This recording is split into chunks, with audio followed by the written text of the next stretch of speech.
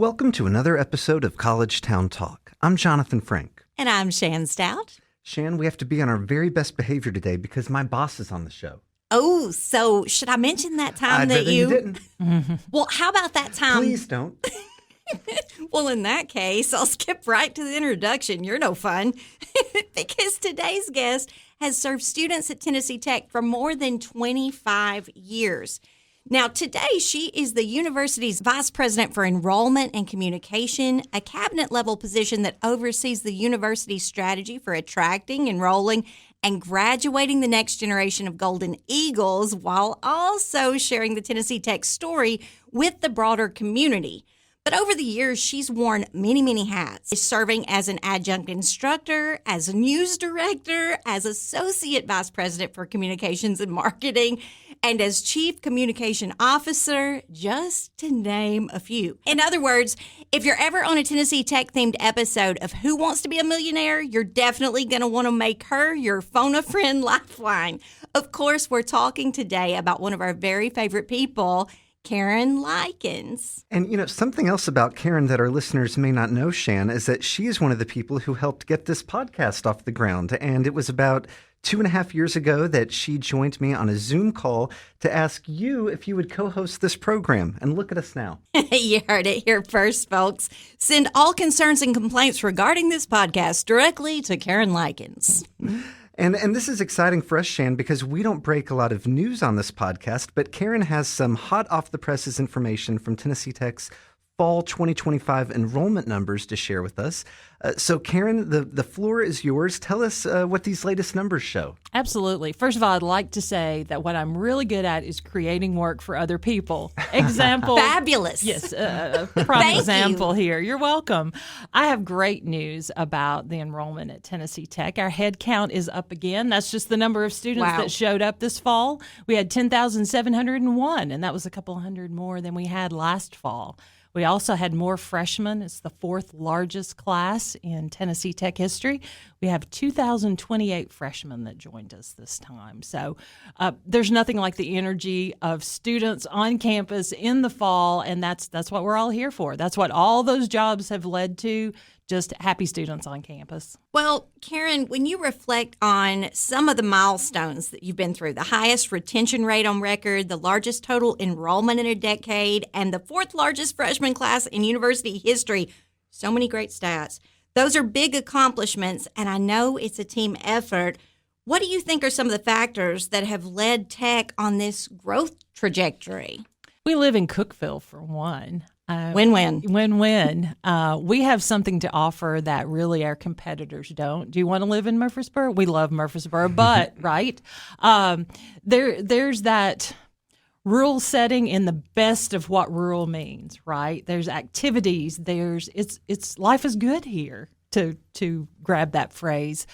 So I really think it does start with that connection of community and campus. You cannot separate us. You never really could. But now more than ever, we've just got the package to sell. We've got our billboards. We've got Cookeville, Tennessee's college town. So it really starts with everyone that's listening on this podcast and what you bring to the community and how you treat students who aren't from Cookeville or Sparta or Livingston, right?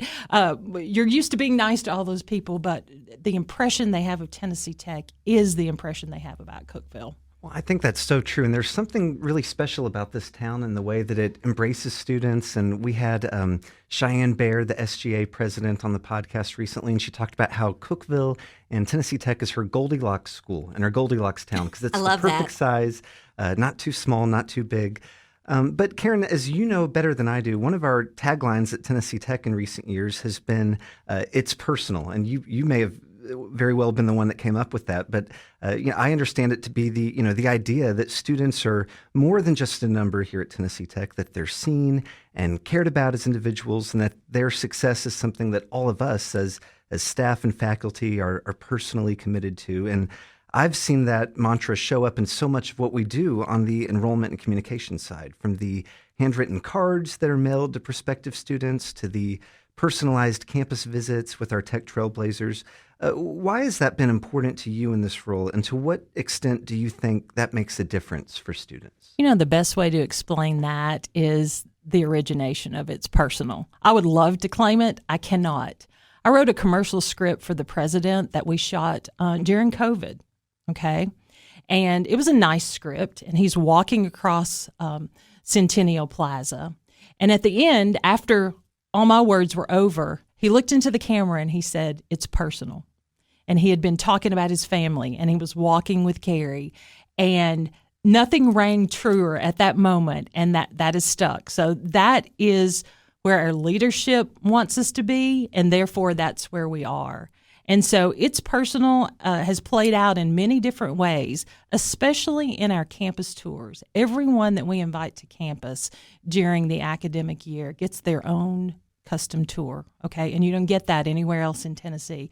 You bring your family, someone pairs up with you, a trailblazer, our tour guides, and you get to ask the questions that are specific to you. We are committed to that. We will not go away from that because that gets you started on that It's Personal journey. Well, Karen, and I'll speak to that as a parent of a tech graduate who graduated a couple of years ago. And I know the beginning of that journey for your child, especially your first child going off to school, when you take that tour, you're not kidding. It was very personalized. They answered our question. You have a student there that gives their perspective, so it makes your child feel comfortable, and they can see themselves in the questions as they're being answered by someone near their age. It was very calming to me to say, okay, we are in good hands here. They are obviously, from the very first moment you step foot on campus, they're taking care of you. They're making sure that you are not confused, that you do feel comfortable, leaving your child. Because for us, they will always be our children. Right. And, but also with the respect of growing them into adults. So I appreciated that journey. And I know, Karen, anyone who's been on Tennessee Tech campus working for over 25 years, right? You've seen a lot of change. You've seen a lot of transformation. You probably have a lot of memories. Do you have a favorite moment throughout the years that, you recall from your times being on campus? I do. I have a few that really stand out. 2018, when the baseball team was so successful, and we were in we had the multipurpose room packed. I remember Dr. Volpe was there, and he kept saying, "Karen, I can't hear it well. I can't hear it well." We had the baseball game up on the screen. That, there's nothing like winning and winning as a group, and that enthusiasm is something I'll always remember. And that type of enthusiasm is what we try to bring every day. We try to celebrate record enrollments the same way we would a baseball victory. But my favorite personal one is that one day I was invited to climb up to where the eagle is on top of Derryberry. Oh, and, wow. That is pretty protected, and you can get in trouble if you try to get up there So without don't permission. do it without permission. Unfortunately, I had on 3-inch heels and a skirt, but I was game because I was not going to. And it is kind of like what's that show where you have to climb all the things and then jump on a rope, and it's a little bit like that. No joke. Straight up a ladder, straight up the wall, across this like maze of the inside of it. But to be up there on top and just to get that perspective, what a view. And that just felt special because there's very few times that you get to climb up there and do that. So I did that, and I like that a lot. Okay, I've got something to put on my Tennessee Tech bucket list now. Jonathan, I'm scared of heights, so I'm going to leave that on your bucket list alone. Well, Karen, like we said in the introduction, you've worn a lot of hats at Tennessee Tech over the years, one of which was interim vice president for enrollment management and career placement before you were appointed to your permanent VP role. So in that spirit, we thought we'd ask for a little career wisdom because you worked your way up from being a news writer at Tennessee Tech to serving as one of our most senior administrators. So for a student who may be looking for that first full-time job or trying to move up the ladder within their workplace, do you have some words of advice from your own career path? I do. The very first thing I would say is work the job you have. It's great if you're ambitious, and people have different levels of ambition and satisfaction with what they're doing. But when you walk in that morning, do the very best you can do at that job. And then when you get really good at that, find you one more thing that you're good at. And you'll be amazed how that expands your opportunities. I would also say take every advantage of education. If you work at the university, we do have the advantage of taking classes right there. So to have gone into a job with a bachelor's degree and while you're working, I know it can seem hard and daunting, but Jonathan knows he's taking classes. It positions you, right? You always have to be positioned. Maybe you can't even see the future, and I assure you, I never saw where this would go and where I would be today. Never anticipated that, but I always just tried to keep myself ready and involved and working the job I had right then. That's fantastic advice for anyone, regardless of their age, in school, out of school, whatever. That's wonderful. Learn, and learn some more. Now, Karen, I want to take a left turn here and talk to you about the topic of accessibility, because that's a big buzzword in higher education these days. We've talked to several of your colleagues about accessibility, but it's also something that you and your family have navigated in personal ways in recent years.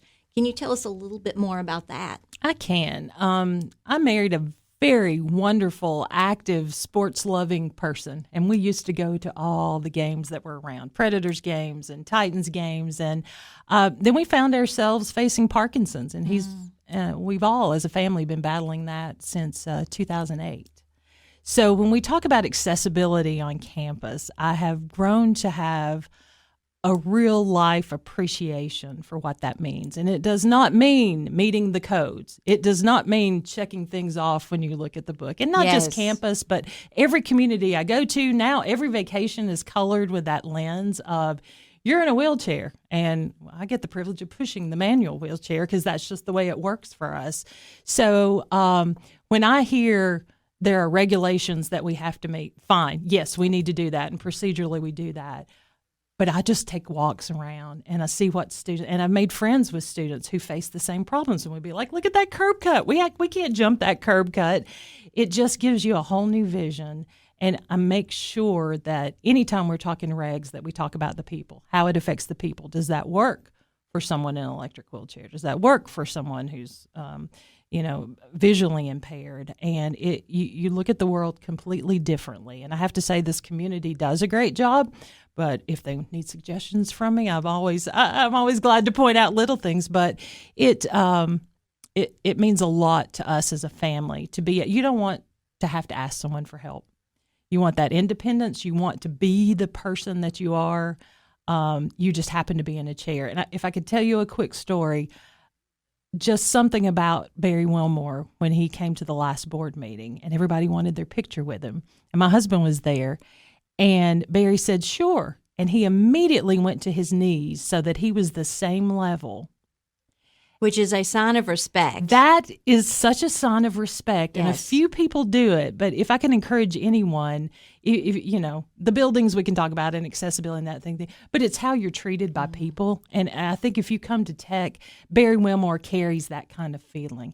I was like, and I've sent him back a text and said, that is the mark of a true hero. Yes. I know you've been in space, but to come down to your knees just like that instinctively, I'll never forget that. Well, and anything that's debilitating can affect any of us at any time. Mm-hmm. And so having empathy and understanding just for the human condition. Karen, you may not be aware yet. We just found this out yesterday. We're going to be doing a documentary for Waterfalls for All, and we are trying to help the Upper Cumberland be the most accessibility-friendly communities in Tennessee. And we have some of the most accessible waterfalls where anyone can visit regardless of mobility issues. And we are now getting a council together of all our businesses, and the businesses are trying every little improvement. So we have very important people on these councils that have a different varied amounts of disabilities and their families so that they can say, listen, that sounds good on paper, but let me tell you what we actually need. And the businesses are making changes. So little by little by little, these businesses that were built prior to ADA compliance, before anybody had handicap accessibility, we didn't even know what that meant, really. There were not ramps, there were not guidelines. And now trying to retrofit those demands in a world that was not built for them. But these businesses are very passionate about making that happen. And so it's beautiful to know that, when we talk to the administrators at Tennessee Tech, they're always talking about how they have these accommodations and they keep trying to be better and better and better for students, regardless of the barriers that they might face. And I just think that's wonderful to know, that you've even used your personal journey towards making the campus better for students. Absolutely. And I've seen whoever's doing social media for the Waterfalls is doing a great job because it keeps that would be my staff, that would Tessa be your Davis. Staff. It pops up all the time. And I was like, Dave, we need to go try this. That is just the type of thing that gives you your normalcy back, gives you yourself back. Yes. I love it. Well, Karen, we love a good game on this podcast. Okay, is this going to be hard? And we want to get to know some of your colleagues in President Oldham's cabinet because we've interviewed a few of them, but there's some we haven't gotten to yet. So we're going to play a game of Tennessee Tech cabinet superlatives. So I will read a description and you tell me which member of the cabinet it best describes. Okay. So, most likely to show up early to the meeting. Dr. Lou. Biggest jokester in the cabinet. Mark with a C, Burnett, who is back for Definitely a short time. believe that one. Hands down. Yes. We had him on recently. Yes. Best storyteller in the cabinet. Oh, Kevin Braswell. Absolutely. Really? Loves to start every session that he has with a personal story so that we get it. So absolutely, Kevin. I can see that. Cabinet member with the best office decor. Oh, that would be Lee Ray because who is Definitely. Mr. Tennessee Tech except Lee Ray? If you need history, you need enthusiasm, you need purple and gold, Lee Ray's office. Leisure man. Okay, and finally, most likely to add one more thing right as the meeting is about to adjourn. No, that might be me. Dun, dun, dun. That's great. I love these answers. And she was the one daunting one. No, finally, Karen, we've come to the last question in today's interview, and it's how we end every interview on the show. What is one way that Tennessee Tech has impacted your life? Oh, wow. I know, what a one question. way. I may have to take a little more leeway than one way. The first word that comes to mind is opportunity. There is opportunity there. You do have to look for it, and you have to be ready for it, but you also see an appreciation for just focusing on the student. I always encourage people, that's what Tech's given me. If you focus on the end result, which is that student walking across that stage, and I could easily say commencement is my happiest memory or best memory every single time. I have not failed to tear up every single time at some point, whether it's someone that I knew as a student worker, someone I knew personally who had made that accomplishment. So it has given me an appreciation of what it takes, because we all come at it from different places. And sometimes it was expected in our family. Many times at Tennessee Tech, no one expected you to walk across that stage.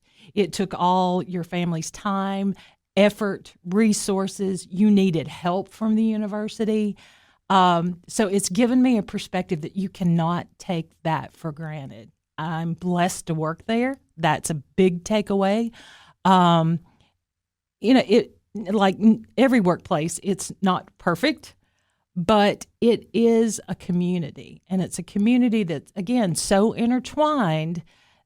I'm going to tell you, it's not really a secret to people who went to high school with me. I never planned to come back here, right?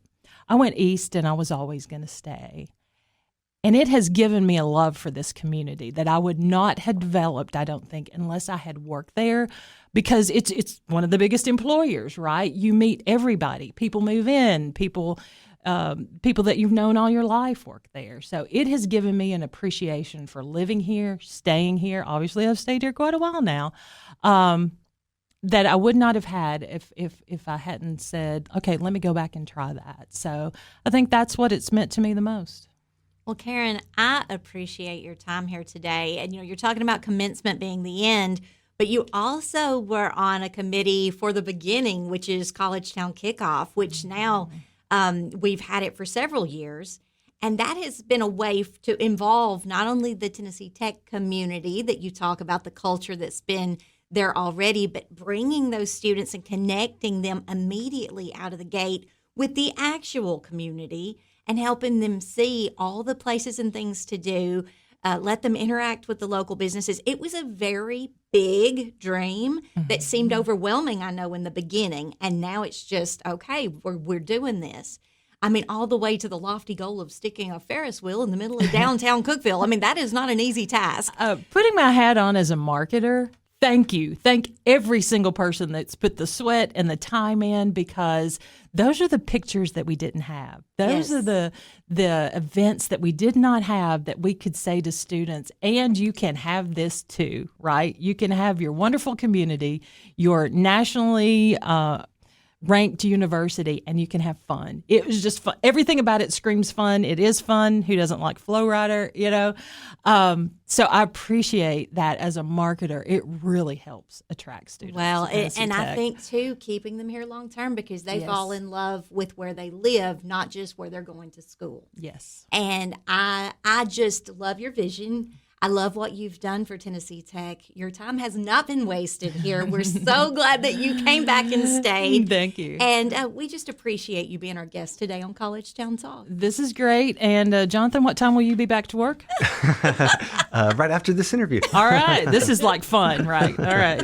Thank you so much. And for our listeners, if you're enjoying our show and hearing from incredible Tennessee Tech administrators like Karen, would you do us a favor and leave a 5-star review on Apple, Spotify, or wherever you get this podcast? It all helps to spread the word about the great things happening right here in Cookeville. And we'll meet you back here again next week for more conversations with the people who make Cookeville Tennessee's college town.